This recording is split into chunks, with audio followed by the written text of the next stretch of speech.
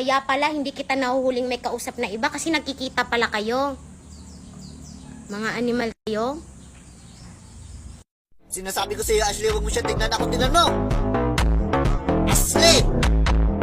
Tignan mo ako!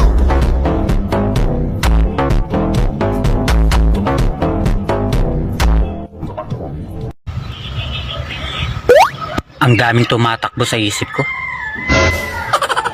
Nadapa pa talaga yung isa. Gago! Pangit daw tignan yung taong mataba. Nilingon ko yung nagsalita. Hindi siya mataba, pero pangit siya.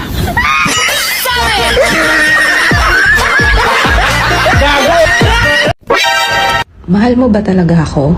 Oo. Eh bakit hindi mo ko pinaglaban? Ah, may kaaway ka?